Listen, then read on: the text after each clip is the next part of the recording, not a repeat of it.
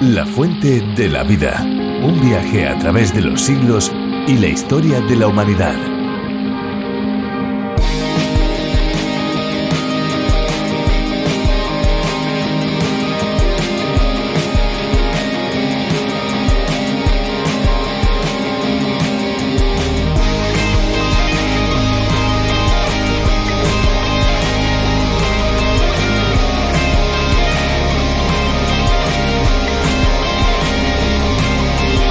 No importa la época del año, el agua está presente en nuestra vida de diferentes maneras.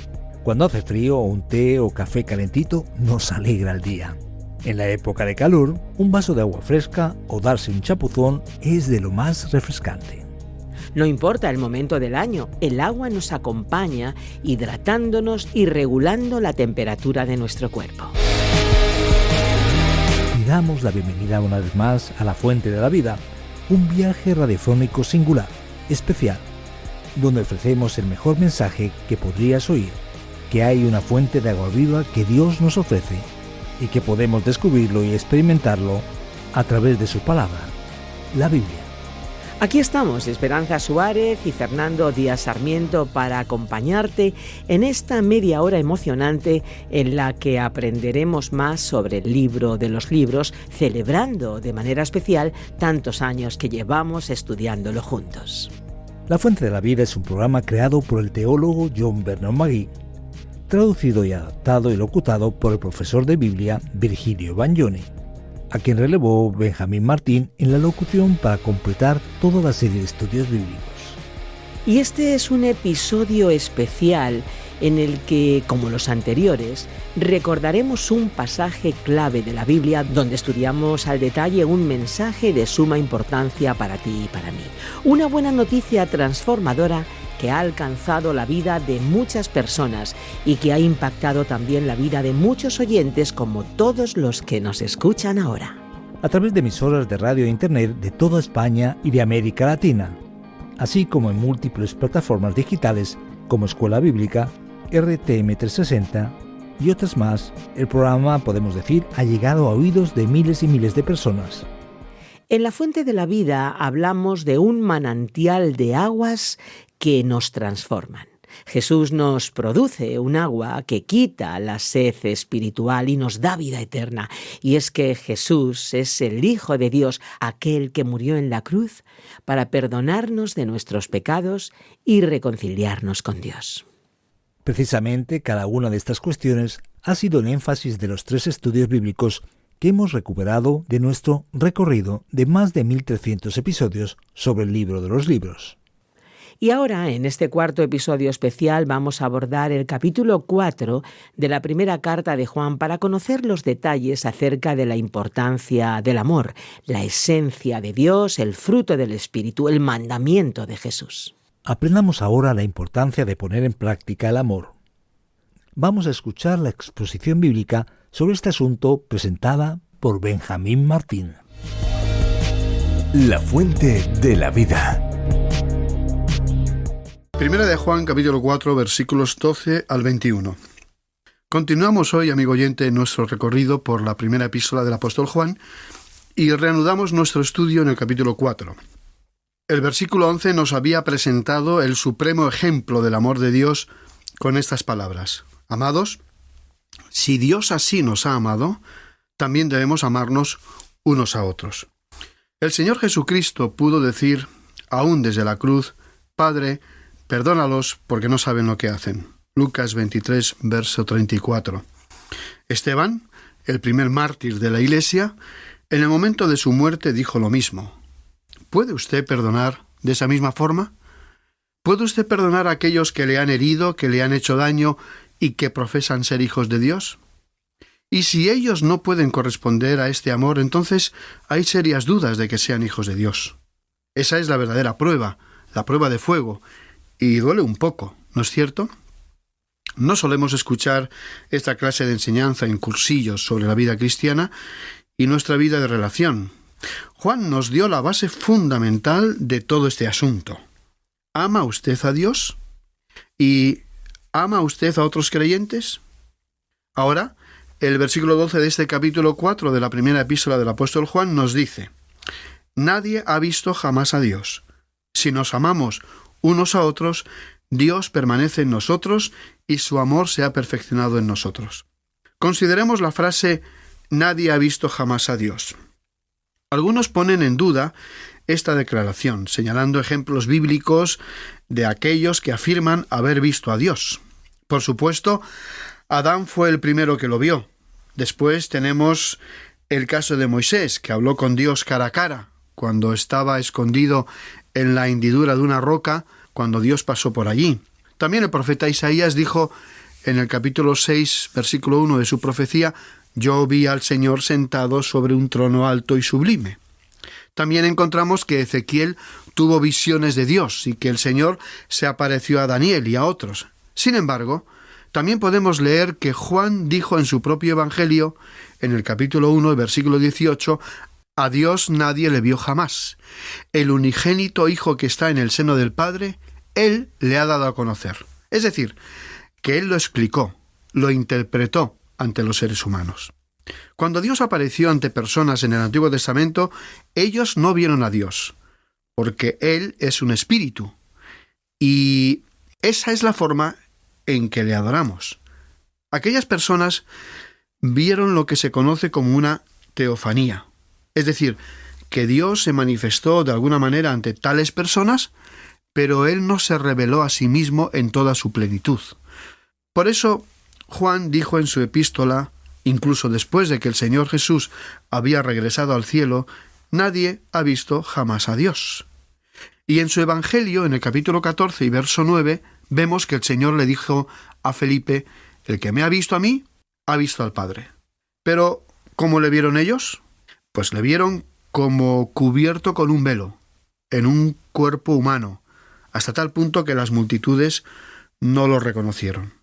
Él creció hasta ser un adulto allá en Nazaret, oculto por el velo de su humanidad, así no supieron que Él era el Hijo de Dios. Así que nadie vio a Dios en toda su plenitud. Y esta afirmación incluye a los tiempos actuales. Lo importante que Juan quiso destacar aquí fue que nadie había visto jamás a Dios, pero Dios hoy puede manifestarse a sí mismo por medio de los creyentes que se aman entre sí. Ya que el mundo en general no está viendo a Jesús tal como Él se presenta en la palabra de Dios, la única manera en que la gente conozca el amor de Dios es a través de los creyentes que le representan a Él en la tierra. Ninguno de nosotros conoció el amor de Dios hasta que Dios nos lo mostró en la cruz, cuando Cristo murió. Y Él lo hace real para nosotros por medio del Espíritu Santo. Dijo el apóstol Pablo en Romanos 5, versículo 5, «El amor de Dios ha sido derramado en nuestros corazones por el Espíritu Santo que nos fue dado». Y un poco más adelante, en el versículo 8, escribió: «Pero Dios muestra su amor para con nosotros en que, siendo aún pecadores, Cristo murió por nosotros». Aún es cierto que no hay nadie que busque a Dios. Romanos capítulo 3 y versículo 11. Así fue que Dios ha venido a buscar a los hombres, y Él vino hace más de 2000 años, manifestándose a sí mismo como el Señor Jesucristo. Y todo lo que yo sé en cuanto a Dios es lo que conozco en la persona de Cristo. Yo no sé cómo se siente Dios en cuanto a ciertas cosas. No sé qué es lo que piensa en cuanto a algunos asuntos. Pero cuando sigo al Señor Jesús y le escucho, puedo saber lo que Dios está pensando. Puedo sentir el latir del corazón de Dios. Y sé cómo Él se siente en un funeral, porque la Biblia, en Juan capítulo 11 y verso 35, nos cuenta que Jesús lloró. Sé lo que Él siente con respecto a los niños, porque los tomó en sus brazos y los bendijo. Y conozco estos detalles porque el Señor vino y nos mostró cómo es Dios. Ahora, ¿cómo va a conocer a Dios este mundo malvado en el cual vivimos? Desgraciadamente hay demasiados creyentes que están tratando de complacer al mundo en vez de predicarle al mundo. Nos preocupa qué piensa el mundo de nosotros, pero lo importante es lo que piensa el mundo de Jesús. ¿Qué piensa la gente de aquellos que cumplimos la función de representarle? Alguien lo ha expresado de la siguiente manera: a la edad de 20 años no nos importa lo que el mundo piense de nosotros. A la edad de 50 años nos preocupamos por lo que el mundo pueda estar pensando de nosotros. A la edad de 80 años descubrimos que no está pensando en nosotros para nada. Y esto se aproxima a la realidad. Nosotros hoy debemos dar testimonio al mundo. ¿Y cómo vamos a hacerlo? ¿Difundiendo la palabra de Dios? Sí. Esta es una labor sumamente importante, pero el mundo está hambriento de amor y no sabe verdaderamente lo que es el amor. La gente tiene variadas formas de diferenciar las clases de amor humano, y aún muchos lo identifican con el sexo. Pero no saben nada acerca del amor de Dios. No saben lo magnífico y extraordinario que es Dios, pero Él puede manifestarse en nosotros. En el versículo 12 termina diciendo: «Y su amor se ha perfeccionado en nosotros». Su amor está siendo desarrollado en nosotros. Experimenta un crecimiento dentro de nosotros, pero el mundo no está viendo lo suficiente de este amor y, sin embargo, lo ha visto en la vida de muchísimos creyentes. Continuemos leyendo el versículo 13 de este cuarto capítulo de Primera de Juan. «En esto conocemos que permanecemos en Él, y Él en nosotros, en que nos ha dado de su Espíritu». Y, amigo oyente, esto se debe únicamente al Espíritu Santo que se encuentra dentro de nosotros. No se trata de un amor humano. Usted y yo no podemos lograrlo. Según Gálatas, capítulo 5 y versos 22 y 23, dice: «Pero el fruto del Espíritu es amor, gozo, paz, paciencia, benignidad, bondad, fe, mansedumbre, templanza. Contra tales cosas no hay ley». Pero el amor es el que encabeza la lista. Ahora, muchos creen que el amor es el fruto y que las demás virtudes son el resultado del amor. Y si usted lee la primera epístola a los Corintios, capítulo 13, puede llegar a la conclusión de que el gozo es producto del amor y que la paz también proviene del amor. Cierto gobernante que en el pasado estuvo gobernando una nación donde la Iglesia había sido perseguida, gobernante que profesó ser cristiano, le dijo a su esposa, que se había convertido a Cristo varios años antes que él: «No puedo comprender a estos creyentes. Ellos han sido tratados de la manera más abominable en esta nación. Han sido despojados de sus bienes, han sido castigados, muchos de ellos han sido asesinados y han sido perseguidos ferozmente, y sin embargo no encontré a ninguno de ellos que quisiera vengarse, y en cualquier oportunidad en que pueden hacer algo en nuestro país, están dispuestos a realizarlo. No los entiendo». Y su esposa le respondió: «Lo que estás viendo es la esencia misma del cristianismo. Ellos actúan de esa manera porque son creyentes. Se necesitan muchos más no creyentes que puedan ver este amor en la vida de los creyentes». Y esta es una enseñanza que ha sido bastante descuidada en la actualidad. ¿Cuántas veces hemos oído hablar sobre este tema? ¿Se está impartiendo esta enseñanza como algo básico y sumamente importante? Por ejemplo, cuando el amor de Dios está presente de una manera real en una familia, nadie tiene que preocuparse por dictar normas o reglas, o de definir o asignar las funciones en lugar de la autoridad, o tareas de los miembros del matrimonio o de la familia en general, ni de enfatizar el respeto que merece cada uno en particular. Teniendo en cuenta este efecto unificador e integrador e influencia del amor, el apóstol Pablo escribió en Efesios capítulo 5 y versículo 25: «Maridos, amad a vuestras mujeres, así como Cristo amó a la Iglesia y se entregó a sí mismo por ella». Así que la presencia activa de este amor constituye la verdadera demostración del amor sobrenatural de Dios, que los creyentes deberían expresar por medio de sus vidas a quienes se encuentran a su alrededor. Por tal motivo hemos leído en el versículo 13: «En esto conocemos que permanecemos en Él y Él en nosotros, en que nos ha dado de su Espíritu». En el versículo 4 habíamos leído: «Mayor es el que está en vosotros que el que está en el mundo». El Espíritu Santo mora en cada creyente y puede producir este amor en su corazón. Ni usted ni yo lo podemos producir. No podemos amar de esa manera. Nuestra inclinación natural es que si alguien nos golpea u ofende, devolvemos ese golpe u ofensa, y quizá con mayor intensidad. Pero si estamos controlados por el Espíritu de Dios que reside en nosotros, vamos a manifestar, a expresar esta clase de amor al mundo. Leamos ahora el versículo 14 de este 4º capítulo de Primera de Juan. Y nosotros hemos visto y testificamos que el Padre ha enviado al Hijo, el Salvador del mundo. Este es el testimonio del Evangelio. Este es el mensaje que tenemos que dar. Este es el propósito de nuestro amor. Nuevamente tenemos que recordar algo ya dicho. El amor cristiano no es sensiblero, exagerado en la expresión de sus sentimientos. No tiene un carácter sexual. No es una expresión momentánea y social basada en actividades especiales. Más bien, es algo que se revela a sí mismo cuando presentamos a Cristo a un mundo perdido de pecadores. Esta es una forma importante de manifestar nuestro amor. Esta clase de amor es difícil de comprender. Hemos estado con misioneros que trabajan en diferentes lugares del mundo, como Israel, Líbano, Turquía, países europeos y americanos. Un detalle que hemos observado en estos misioneros es que aman a las personas. Y muchas de estas personas que aman son muy difíciles de amar. Pero ellos los aman y es hermoso ver a este amor en acción. ¿Y qué están haciendo?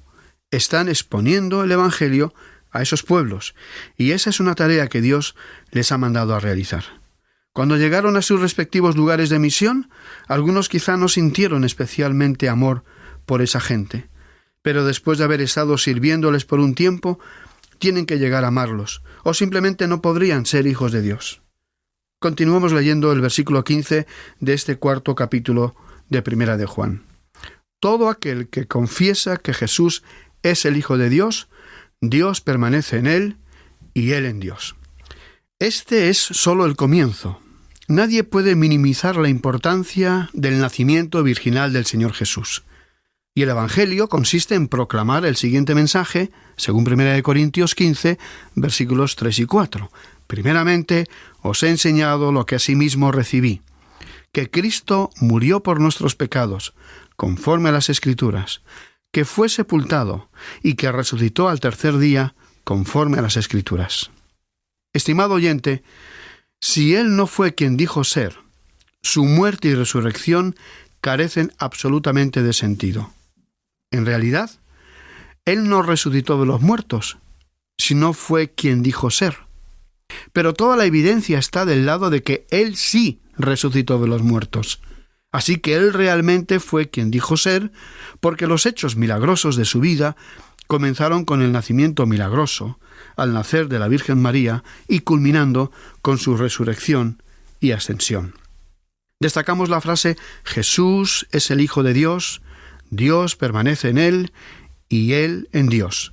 Este fue el motivo por el cual Él pudo decir en Juan, capítulo 5 y versículo 24, de cierto os digo, el que oye mi palabra y cree al que me envió, tiene vida eterna y no vendrá a condenación, sino que ha pasado de muerte a vida. ¿Y cómo puede ser esto posible? Él acababa de decir en el versículo 19 de este mismo capítulo, no puede el Hijo hacer nada por sí mismo, sino lo que ve hacer al Padre. Todo lo que el Padre hace, también lo hace el Hijo igualmente. Esta fue una gran afirmación. Él va a resucitar a los muertos, y Él va a juzgar a todos los muertos. Por lo tanto, Él puede hacer esta afirmación hoy por ser quien es Él. Si usted oye su voz y cree en Él, será salvo.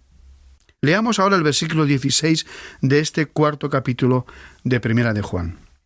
Y nosotros hemos conocido y creído el amor que Dios tiene para con nosotros. Dios es amor, y el que permanece en amor, permanece en Dios y Dios en él. Todo esto está entretejido de manera tal que no se puede desatar. Uno sencillamente no podría decir que ama a Dios y que es un hijo de Dios cuando detesta a sus hermanos aquí en la tierra. Esta es la segunda vez en este capítulo que hemos leído la definición Dios es amor. Y una forma fácil de recordar esto es que se encuentra en el capítulo 4. Usted puede entonces multiplicar 4 por 2 y el resultado es 8. Primera mención de Dios es amor. Y luego multiplica 8 por 2 otra vez y el resultado es 16, segunda mención de Dios es amor. Así que recordemos, 1 de Juan 4, versículos 8 y 16. Y en el versículo 17 dice: en esto se ha perfeccionado el amor en nosotros, para que tengamos confianza en el día del juicio, pues como Él es, así somos nosotros en este mundo. En la primera frase, en esto se ha perfeccionado el amor en nosotros, perfeccionado quiere decir completo. Otra versión dice, se ha manifestado plenamente. Y continúa diciendo, para que tengamos confianza en el día del juicio. Si usted y yo amamos a Dios, amamos al Señor Jesús y nos amamos entre nosotros como hermanos y hermanas en la fe, esa experiencia nos dará confianza y no tendremos ningún temor en el día del juicio. Y termina diciendo el versículo, pues como Él es, así somos nosotros en este mundo. En otras palabras, habiéndonos identificado con Él, con su vida y en su resurrección. Nosotros tenemos también esa vida, y Él se encuentra allá arriba a la derecha de Dios por nosotros. Estamos unidos a Cristo y hemos sido aceptados plenamente por Él. Por lo tanto, el apóstol Juan pudo decir en el versículo 18, en el amor no hay temor, sino que el perfecto amor echa fuera el temor, porque el temor lleva en sí castigo, de donde el que teme no ha sido perfeccionado en el amor. No hay nada que se pueda comparar al temor en el corazón humano. Pero el Hijo de Dios no necesita tener temor de ningún juicio futuro. La relación con Dios quedó solucionada y establecida cuando Cristo murió por usted. Y ahora destacamos la frase de donde el que teme no ha sido perfeccionado en el amor. Si alguien es temeroso, no puede disfrutar de su salvación. La alegría proviene del amor. Y si usted siente amor por el Señor Jesús, por Dios y por sus hermanos, entonces el temor ha sido rechazado. Continuemos leyendo el versículo 19 de este cuarto capítulo de 1 de Juan. Nosotros lo amamos a Él porque Él nos amó primero. Él nos amó a nosotros cuando éramos personas sin ningún atractivo. Él sí que merece ser amado. Él es digno. El Cordero es digno de todo nuestro amor, de toda nuestra devoción, de todo nuestro servicio. Y dice el versículo 20, si alguno dice, yo amo a Dios, pero odia a su hermano, es mentiroso. Pues el que no ama a su hermano a quien ha visto, ¿cómo puede amar a Dios a quien no ha visto? Nosotros no somos quienes estamos haciendo esta declaración tan fuerte, tan severa. La escribió el apóstol Juan. El proclamar que uno ama a Dios, mientras al mismo tiempo odia a su hermano, lo convierte en un mentiroso. Y el versículo termina diciendo, pues el que no ama a su hermano a quien ha visto, ¿cómo puede amar a Dios a quien no ha visto? Podríamos definir esta actitud como de hipocresía piadosa, de una expresión sin sentido, absurda. Porque si no amamos a nuestro hermano, quiere decir que tampoco amamos a Dios. Y finalmente por hoy, leamos el versículo 21, último versículo de este capítulo 4 de 1 de Juan. Y nosotros tenemos este mandamiento de Él: el que ama a Dios, ame también a su hermano. Este es un mandamiento. Él no dijo, si a usted le parece, o si le apetece, o si quiere hacerlo. No, Él dijo, esto es lo que yo os mando a hacer, porque así como yo amo, vosotros también tenéis que amar. A veces uno se cansa de escuchar que creyentes supuestamente dedicados y consagrados al Señor son perezosos o negligentes en su tarea. Usted, amigo oyente, no está muy dedicado al Señor, a no ser que pueda demostrarlo en su vida y en su servicio. Esa es la verdadera dedicación, la auténtica consagración. Y así llegamos al final de la segunda gran división de esta epístola que hemos titulado Dios es amor y que se extiende desde el capítulo 2, versículo 3 hasta el capítulo 4, versículo 21. Debemos detenernos aquí por hoy, pero en nuestro próximo programa comenzaremos con el capítulo 5, que contiene la totalidad de la tercera gran división titulada Dios es luz. Así que, amigo oyente, le agradecemos su participación en este estudio y como esperamos continuar contándolo entre nuestros oyentes, le sugerimos que lea por sí mismo los primeros 4 versículos del capítulo 5 para irse familiarizando en su contenido. De esta manera seguiremos contando con su compañía en este recorrido por la primera carta del apóstol Juan, que forma parte de nuestro largo viaje a través de la Biblia. Es maravilloso aprender de la Biblia. La Biblia es inigualable y nos ofrece un mensaje singular, una promesa de vida nueva, de vida plena, de vida eterna, una vida que está al alcance de una oración. Pide hoy mismo al Padre que te dé el agua que sacia la sed más profunda. Todo el que quiera saber más sobre los estudios bíblicos y sobre este mensaje que anunciamos puede escribirnos a info@lafuentedelavida.com o al WhatsApp 601 20 32 65 con el prefijo +34 desde fuera de España. También estamos en las redes sociales, tanto en Instagram como en Facebook. Además, invitamos a visitar nuestra página web, que es lafuentedelavida.com. Si deseas escuchar este u otros estudios de La Fuente de la Vida, puedes visitar diferentes plataformas como RTM 360. Los episodios también se publican en iVoox, Spotify, Apple Podcasts y YouTube. Recuerda que puedes escucharlos en YouTube en el canal de Radio Encuentro, Radio Cadena de Vida. Llega el momento de despedirnos en el día de hoy, pero no nos vamos sin antes recordar a todos una verdad muy importante. Hay una fuente de agua viva que nunca se agota. Beba de ella. Este ha sido un programa de Radio Transmundial producido por Radio Encuentro, Radio Cadena de Vida.